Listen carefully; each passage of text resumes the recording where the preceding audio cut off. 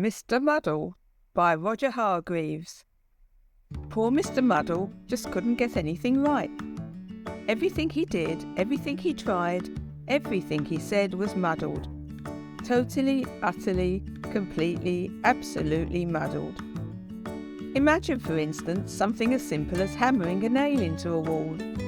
Now, what could get muddled with hammering a nail into a wall? Mr. Muddle could get it muddled, and frequently did. Imagine, for instance, something as simple as putting on your coat. Now, what could get muddled with putting on your coat? Well, see for yourself. Only Mr. Muddle would put on his coat like that. Imagine, for instance, something as simple as going for a walk. Now, what could get muddled about going for a walk? Well, when your legs start walking one way and you start walking the other, that's a very muddly sort of a walk. Poor Mr. Muddle, walking one way and going another. Now, you'd probably like to know where Mr. Muddle lives. In a house by the sea near a place called Seatown. Mr. Muddle's house was supposed to be in the country, but Mr. Muddle, who built the house himself, had got the place muddled up. Of course! And you can tell that Mr. Muddle had built the house himself, can't you? This story starts one afternoon when Mr. Muddle was having his breakfast.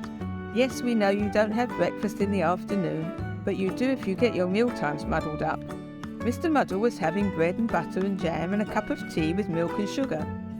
He spread the butter on the table, and then spread the jam on the plate, and then poured the milk on the bread, and then filled the cup with sugar, and then poured the tea on the bread. What a terrible, muddly, mixed-up breakfast. That afternoon, after breakfast, he went for a walk down the beach near his house in order to work up an appetite for supper. He met an old fisherman called George, whom he knew quite well. "Good afternoon, Mr. Muddle," said George. "Good evening," replied Mr. Muddle. George smiled. "How would you like to come fishing with me?" he asked. "Oh, no, please," replied Mr. Muddle eagerly. "Help me push the boat out from the beach," called George. "Righto," said Mr. Muddle, and pulled the boat further up onto the beach.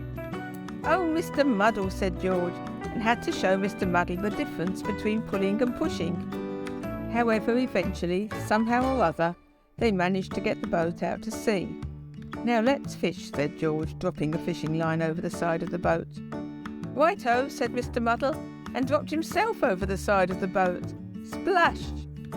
"Oh, Mr. Muddle," said George again. It wasn't any good, and they didn't catch any fish, and so they decided to go home before it became dark. "Help me pull the boat up onto the beach," called George. "Righto," said Mr. Muddle, and pushed the boat back into the water. George was just about to say, "Oh, Mr. Muddle," again, when he had an idea.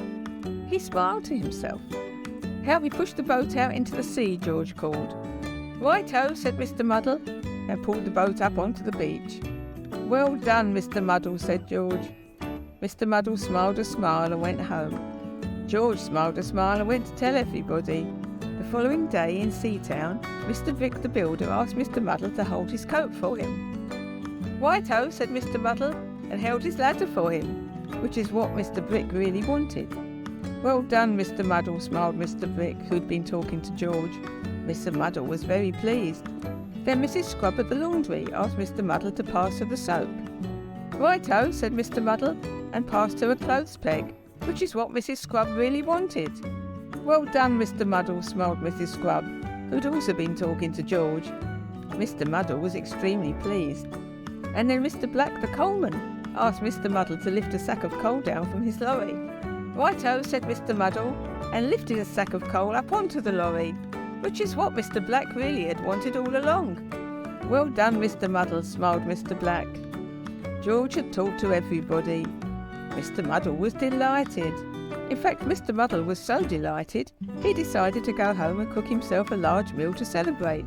Roast turkey and peas and potatoes and gravy. He put the turkey in the cupboard to cook. He peeled the peas. He put the potatoes in the refrigerator to boil. And then do you know what he did? He tried to slice the gravy. Oh, Mr. Muddle!